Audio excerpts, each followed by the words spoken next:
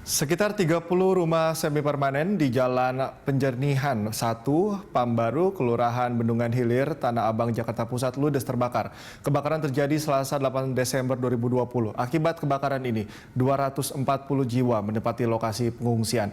Dan untuk mengetahui kondisi terkini dan bagaimana penerapan protokol kesehatan di lokasi pengungsian, kita terhubung dengan Patricia Mapalie dan juru kamera Ade Suherman, serta pilot drone Muhasin Jalal, langsung dari lokasi pengungsian Bendungan Hilir, Jakarta Pusat. Patricia, bagaimana kondisi para pengungsi dan penerapan protokol kesehatan di tempat tersebut?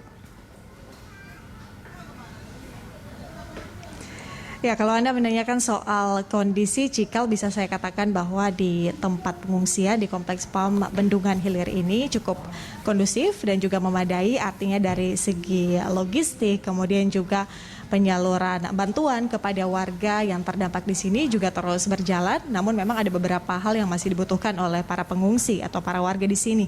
Itu terkait dengan alat tulis menulis bagi para siswa atau anak-anak yang masih duduk di bangku sekolah. Artinya bantuan-bantuan tersebut yang masih dibutuhkan, lain daripada itu bisa dikatakan sudah bisa memadai atau mencukupi kebutuhan dari warga atau para pengungsi di tempat ini.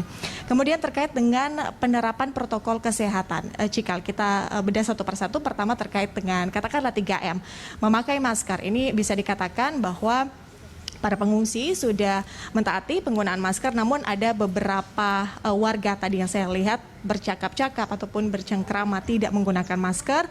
Dan kemudian terkait dengan mencuci tangan. Nah, ini wastafel portable sudah disediakan di sini untuk mengingatkan kepada warga melakukan cuci tangan secara berkala. Kemudian terkait dengan jaga jarak, ini yang masih bisa saya katakan masih cukup sulit dilakukan di tempat ini, mengingat ini merupakan tempat pengungsian yang menampung 250 warga di sini, sekitar 60 kepala keluarga, dan hanya 2 tenda pengungsian ditambah dengan 2 ruangan untuk lansia dan juga untuk anak-anak, dan bisa dikatakan agak sulit atau mungkin cukup sulit ya untuk menerapkan jaga jarak atau physical distancing di tempat ini. Meski demikian, para warga tetap diingatkan oleh para penanggung jawab, kemudian juga dari Satpol PP yang terus juga melakukan patroli.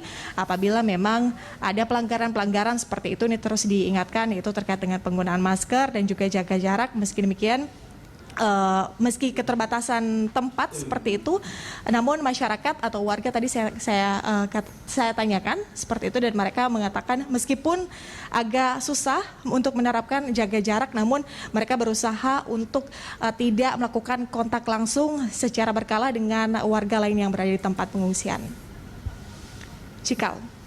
Ya, Patricia, apakah ada fasilitas kesehatan dan rapid test yang diberlakukan pada warga di pengungsian? Ya, kalau fasilitas kesehatan seperti katakanlah tenda atau bilik seperti itu tidak saya temukan di sini.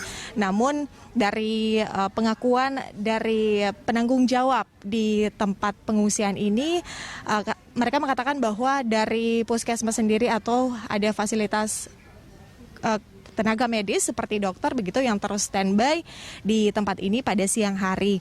Pada pagi hari ini kami tidak melihat adanya tenaga medis yang bersiaga, namun pernyataan dari warga bahwa siang hari ini atau setiap siangnya selalu ada tenaga medis yang berjaga di tempat ini. Kemudian terkait dengan rapid test, Cikal, ini baru dilakukan sekali semenjak mereka masuk ke tempat pengungsian ini dan belum atau tidak dilakukan secara berkala.